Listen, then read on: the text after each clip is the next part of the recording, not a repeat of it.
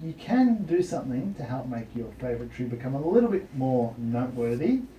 The Significant Trees Register was created in the early 80s to document significant pieces of flora, and after dropping off the radar for some time, it's back with a bit of a digital facelift. Land for Wildlife's Candice Appleby is behind the move to shift the register online, and I understand it's being launched this Sunday. Candice, good morning to you. Good morning, how are you? Yeah, not too bad. That's so good.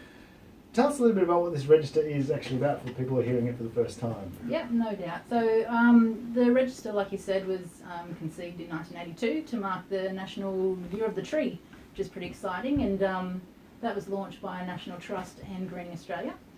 So they did this it's a nationwide initiative. They did this to kind of recognise all the significant trees out there in a kind of way to protect them or make people aware of their significance around town. As our towns and cities develop, it's really important that people are aware of these trees around.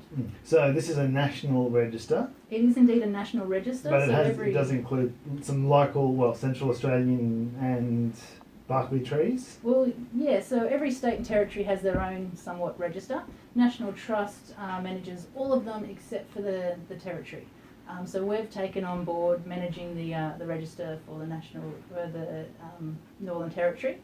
So we do the entirety of the territory from Darwin all the way down to Uluru. Now I understand there are about 29 trees on the map already, is that correct? Yeah, so we've only plotted the Central Australian map currently.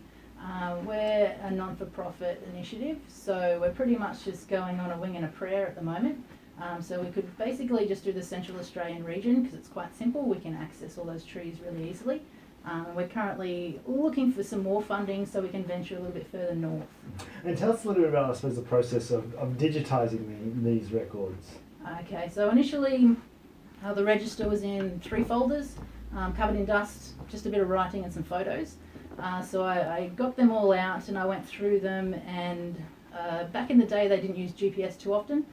So a lot of the descriptions were like, this tree is located on the corner just past, John's Superstore or something like that. So first we had to find the trees, like literally physically find them and plot them. And once we found the plotting, we got new photos and assessed them all. And then we used the good old Google Maps to make an interactive map. And then once we got that, we embedded it on our website. So it wasn't simply a matter of just sort of looking at what they had, taking a photo of it and just, or scanning it and putting it online. You had to basically rewrite a lot of this data. Yeah, it was a very time-consuming effort, quite a few months, but we've got the end product now, which is pretty excellent and exciting, and that's what we're going to launch on Sunday at Olive Pink. Was it difficult to do some of that plotting, considering, as you mentioned, a lot of it wasn't GPS coordinates, a lot of it was sort of landmarks, I'm guessing, many of which don't exist anymore. Exactly right. So I spent a lot of time on Google Maps, looking through streets and things like that, just looking for the descriptions of the trees and finding them that way. So yeah, it was difficult, but it got done. Any trees that you went looking for that weren't there? Yeah, there was I think it was a native orange tree opposite Bunnings. No longer there, but I did a good look around to find it. There's a few other trees that have been burned or chopped down because of development and things like that. So yeah, there was a few listings that actually had to be removed from the register during this process. Now, one example that you do have, apparently there's a date palm on the corner of Wills Terrace that's listed as having significant cultural significance. What can you tell me about that tree? Yeah, so that's the old Myrtle Villa site. So basically, initially that was the site of the first sister to come to Alice Springs.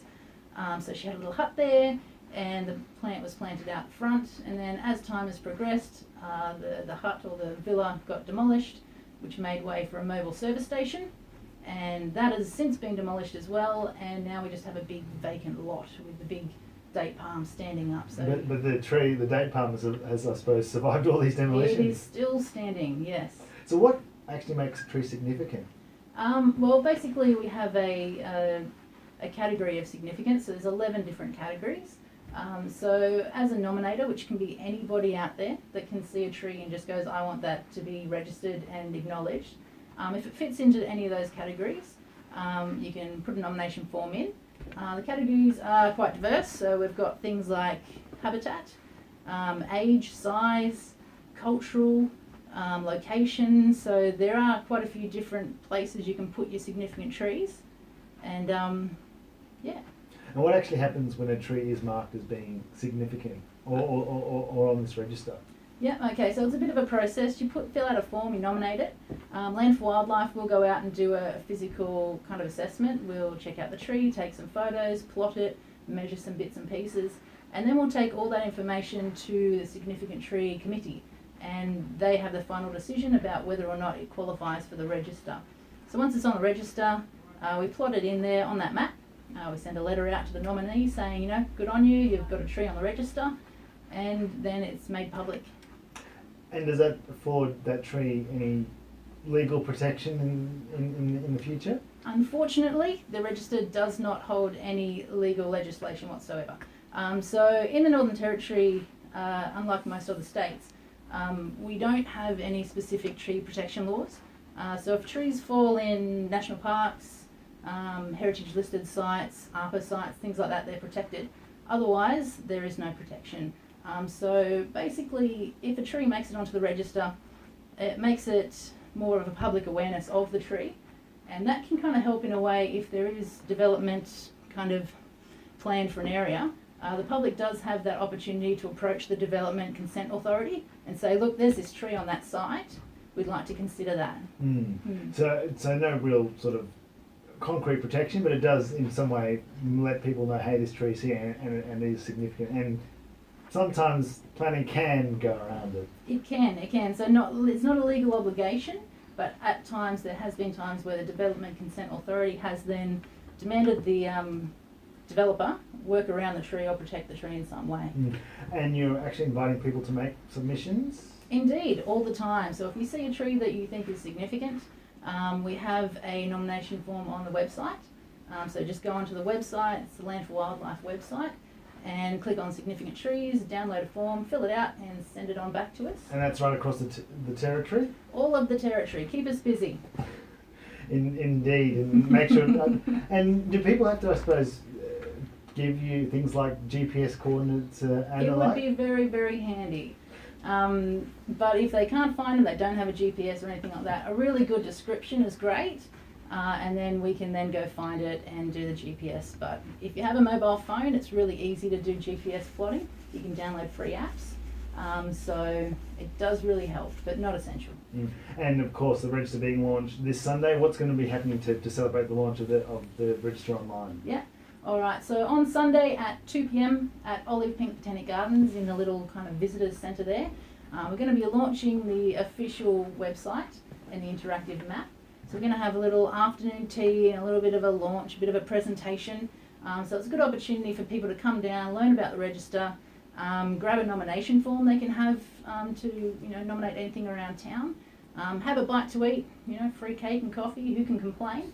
And we'll also be having Fiona Walsh appearing. She's going to be giving a public update regarding the strategies to reduce loss of our red river gum habitat. So along Todd River there's been a lot of fires. So she's going to give a public update as to the fire management plan there too, which is something very interesting people might want to know about. Candice Appleby, it sounds absolutely fantastic that this is getting into the digital age. It sounds like there's been a lot of hard work for you, especially trying to track down trees that from landmarks that clearly don't exist anymore. But thanks for your time this morning. Good on you, thank you. That's Candice Appleby from Land for Wildlife. They're launching the digital version of the Significant Tree Register at the Olive Pink Botanic Gardens this Sunday.